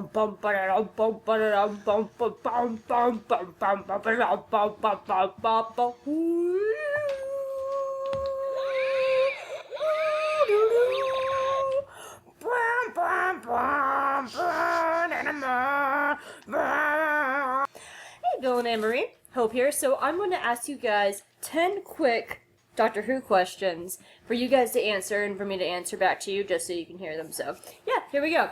So, who is your favorite Doctor?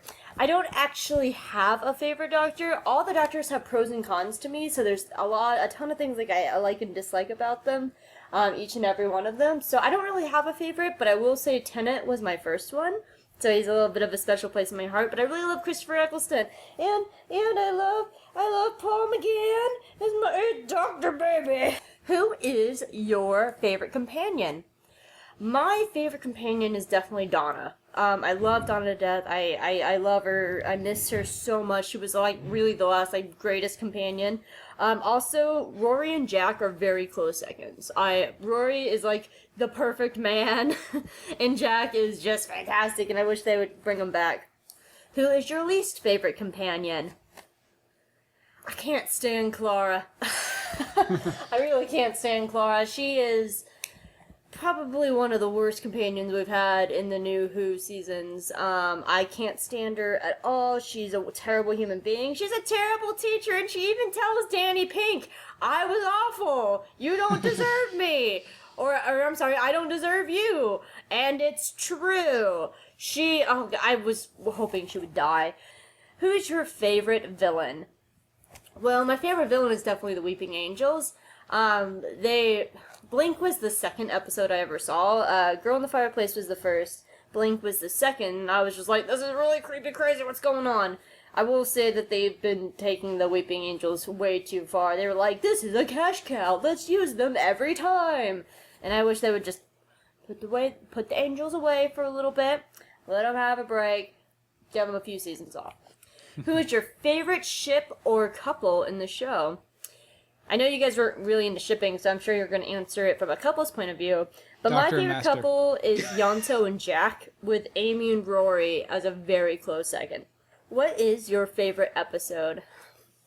This one is really hard for me because, like, part of, like, the Doctors having, like, pros and cons and me not really having a favorite Doctor, I have favorite episodes with every Doctor. So, if I had to, like, put gun to head, choose my absolute favorite, it would have to be the two-parter with The Empty Child and The Doctor Dances. It's hands down the Ninth Doctor's best episodes, in his, sadly, one season. But those are his best episodes, and I think it's a really good encompass of, like, everything Doctor Who is about. It's sci-fi, you have the time traveling, you get the introduction of Jack, you see the Doctor at his best and worst moments. I mean, The Doctor Dances and The Empty Child is, like, encompasses everything that's amazing about Doctor Who. What is the saddest moment to you? I am still not over the Ponds. I miss them all the time. Losing Amy and Rory are hands down, like, still, like, the moment. Like, Doctor Who hasn't been the same for me since we've lost the Ponds. I mean, a lot of it is probably because I dislike Clara so much. But, I mean, Doctor Who hasn't been the same since we lost Amy and Rory. It's been really, I love Peter Capaldi, and I love Jenna Coleman, but it just hasn't been my show. What character or characters do you want to see more? I would love to see a team-up of Brian Williams and Wilfred Mott. Even I would just like a little mini short of them, because, you know, Donna forgot everything of when she was a companion, and Wilfred remembered everything. And then Brian lost his son and his daughter-in-law to the time streams, and they're stuck in the 20s, so he pretty much lost his children. I mean, I think Wilfred Mott and Brian Williams would make absolutely excellent friends. They were some of the best companions in their very short time. I love those two old men. I love them so much. I love them. What would you like from the new season? I would love to get rid of Clara. I love Jenna Coleman. Like, don't get me wrong, I love Jenna Coleman to death. Can't stand Clara. She's awful. Please go away. Please. Final question. If you could choose one actor to play the Doctor, who would you want it to be? And it could be anybody. Anybody. So, you know, every time they get a new Doctor, there's all these, like, things flying around. It'd be like, this person's gonna be the Doctor. This person would make a better Doctor, blah, blah, blah. I have two choices. If they wanted to go for a very, like, kind of young kind of Doctor, sort of like the Matt Smith again, going that direction, I would like Rupert Grint from Harry Potter to play him. I think he would be, for one, the first ginger Doctor. That'd be really fun. But I think he would just bring, like, a really kind of quirky, fun air to the Doctor, similar to Matt Smith, but not quite there. And then the other, if you were going the other direction and you wanted, like, a grumpy old man Doctor, I would love to see Robert Carlyle. I think Robert Carlyle would make a hell of a Doctor. He'd be fantastic. Yeah, so Robert Carlyle and Rupert Grint, those would be my two choices. Interesting. All right, I want to hear your answers. I emailed you the questions. Answer them, put them in the chat room. Let's hear from the chat. Chat. Bye, guys. Why are you shooting the gun? It sounds like a tortoise. Nah, not really. Hope sounds more like a tortoise than you. Maybe. Thank you very much, O, for sure. Definitely, I loved all of your answers. I think there were a couple of repeats, though, from the idea box. That's all right, though. It's all right. Well, all right. they came from there. Okay, well, we have 2 letters to wrap up with All right. here. You want to do the first one? Yeah, I'll read the first one. Okay. It's from Win. I know. Hold on. Hi, Bill and AM. I have a different part of time and space Thursday night, so here are a few brief comments about my history with Doctor Who. I first started watching the Tom Baker episodes in the mid-1980s when they aired on PBS. I was already involved in general sci-fi fandom and conventions before I ever saw Doctor Who, so it wasn't really a groundbreaker of any kind, but I did enjoy the adventures and characters despite their cheesy special effects. I videotaped and watched all of the Baker and Davidson episodes, but my interest dropped off for Doctors number 6 and number 7, because by then I was obsessed with Japanese animation. Well, that's quite a jump. When the show rebooted recently, I watched again and it was enjoyable, but didn't grab me like my earlier experience did. This is likely due to my age and entrenched socio-political attitude that make me realize the Doctor is somebody I would never get along with at all. My favorite character in the reboot is Donna's grandfather, Wilfred. He stands out to me not only due to his wonderful character traits, but because he doesn't have some ridiculous, complicated backstory. I think New Who is far too invested in proving how clever it is by cluttering up the scenery with convoluted, time-tangled, angsty, and universe-critical plot points. The Baker-era companion, Leela, was my favorite on the old show. Again, here's a character with an accessible origin and a good wrap-up story. I even like the 80s period Master better despite some of the scenery-chewing performances.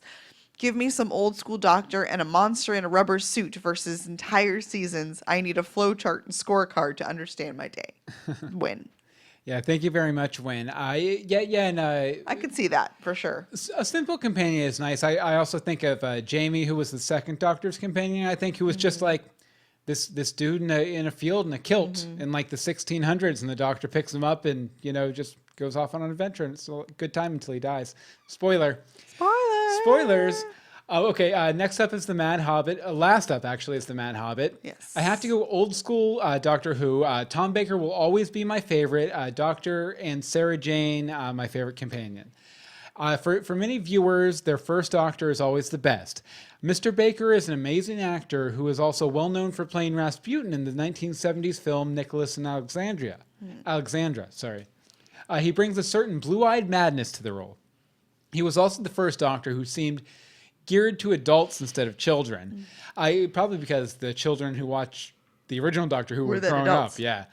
The man who dragged the franchise into a sort of philosophical science fiction, especially towards the end of his run. He also gave the role depth that superseded sometimes, let's say, questionable special effects.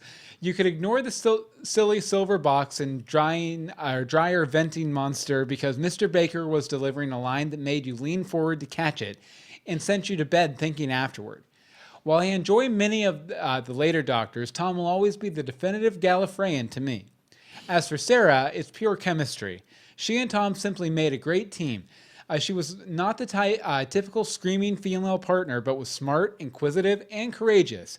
Even her departure, not by choice, was with her head held high. You go, Sarah Jane, the Mad Hobbit. Thank you very much, everyone who sent in.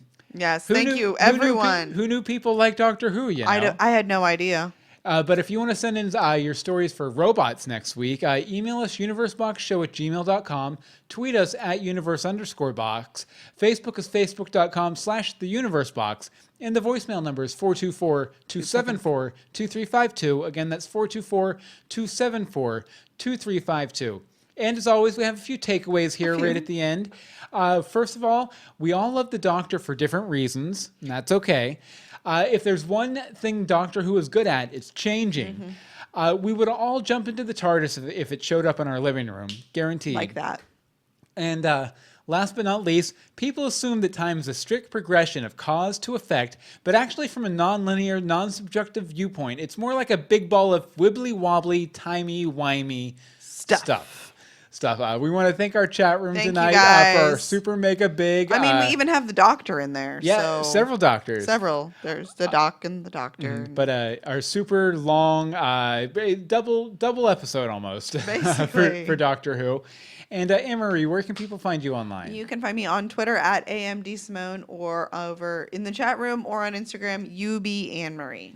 And as for me, you can follow me on Twitter at Bill Meeks. You can follow all the podcasts we do at universebox.com and get show notes for this episode. And if you want to, pick up my book, bit.ly/King Sparrow or dogboyadventures.com. Well, I guess that about does it again for this week. So until next time, remember to think outside. Doctor Who, Doctor Who, Doctor Who, Doctor Who, Doctor Who. Wibbly wobbly, wibbly wobbly, timey wimey, wibbly wobbly, wibbly wobbly, wibbly wobbly, wibbly wobbly, wibbly wobbly, wibbly wobbly, wibbly wobbly, timey wimey, wibbly wobbly, wibbly wobbly, wibbly wobbly, timey wimey, wibbly wobbly, wibbly wobbly, wibbly wobbly, timey wimey, Geronimo, Geronimo, Geronimo, Geronimo, Geronimo, Geronimo, Geronimo. No, but thank you so much, guys. It was a blast as always. It went really long tonight too. I enjoyed it though. Well, there was just so much good content, and as always, I thought we weren't going to have enough content. Seriously? Always. I always think that. But yeah, I think we're going to go ahead and head out of here, guys, since it did end up being so late and everything. But thank you guys again Thank you so guys. much. Have an awesome one. Yeah, and we'll be in the chat room for a couple minutes too. So bye. Bye. Bye. Bye.